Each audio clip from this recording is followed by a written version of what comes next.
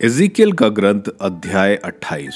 तेरुस के शासक के अहंकार के विरुद्ध। प्रभु की वाणी मुझसे यह कहते हुए सुनाई दी, मानव पुत्र, तेरुस के शासक से कहो, प्रभु ईश्वर यह कहता है, तुमने अपने घमंड में कहा, मैं ईश्वर हूँ, मैं समुद्र के बीच एक दिव्य सिंहासन पर विराजमान हूँ, किंतु तुम ईश्वर नहीं बल्कि निरे मनुष्य हो।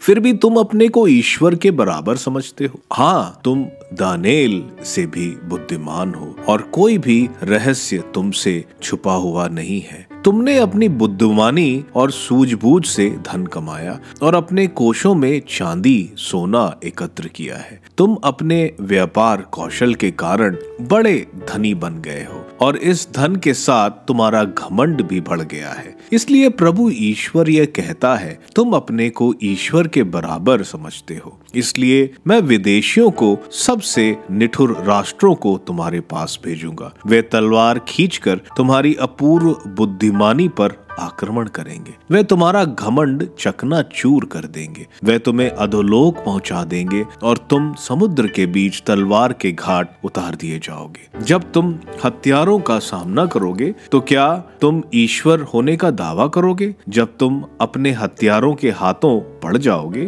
तो तुम जान जाओगे कि तुम ईश्वर नहीं बल्कि निरे मनुष्य हो। तुम विदेशियों के हाथ पड़कर बेखतना लोगों की मौत मरोगे, क्योंकि मैंने ऐसा ही कहा है। यह प्रभु ईश्वर की वाणी है। तीरुस के शासक पर शोक गीत। मुझे प्रभु की वाणी यह कहते हुए सुनाई पड़ी, मानव पुत्र, तीरुस के शासक के विषय में शोक गीत गाते हुए उसे कहो, प्रभु ईश्वर यह कहता है, तुम पूर्णता की मुहर, प्रज्ञा से परिपूर्ण और सर्वांग सुंदर थे। तुम ईश्वर की वाटिका आदान में रहते थे और तुम्हारे वस्त्र विभिन्न बहुमूल्य रत्नों से विभूषित थे, मणिक्य, पुखराज और हीरा, स्वर्ण मणि, सुलेमानी और सूर्यकांत, नीलम, फिरोजा और मरकत से। तुम्हारे कर्ण फूल और चमकिया सोने के साथ तुम्हारी सृष्टि के दन उनके भी रचना की गई थी। मैंने तुमको एक संरक्षक केरूब के साथ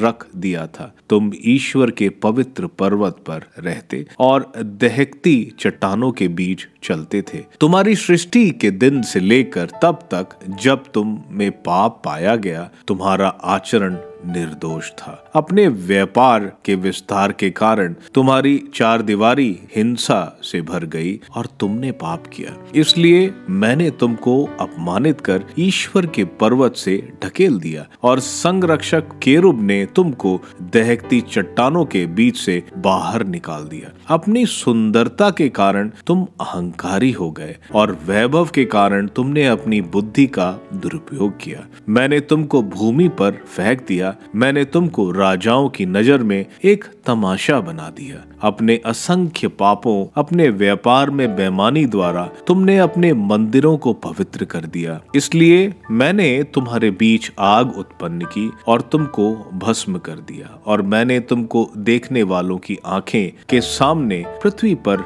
राख कर दिया। वे सभी राष्ट्र जो तुमको जानते हैं तुम्हें देखकर विस्मित हैं। तुम आतंक के पात्र बन गए हो और तुम्हारा सर्वनाश सदा के लिए हो गया है। सीदोन के विषय में मुझे प्रभु की वाणी यह कहते हुए सुनाई पड़ी, मानव पुत्र, सीदोन की ओर मुंह करो और उसके विषय में भविष्यवाणी करो। कहो, प्रभु ईश्वर यह कहता है, सीदोन, मैं तुम्हारे विरुद्ध हूँ। मैं तुम्हारे बीच अपनी महिमा प्रकट करूंगा और तब वे यह समझ जाएंगे कि मैं ही प्रभु हूँ, जब मैं उसको दंड दूंगा और उसमें अपनी पवित्रता प्रकट करूंगा। मैं उसके यहाँ महामारी भेजूंगा और उसकी सड़कों पर रक्तपात मचाऊंगा। हर दिशा से उसके विरुद्ध उठी तलवार से मारे हुए लोग उसके यहाँ गिर पड़ेंगे। तब वे ये समझ जाएंगे कि मैं ही प्रभु हूँ।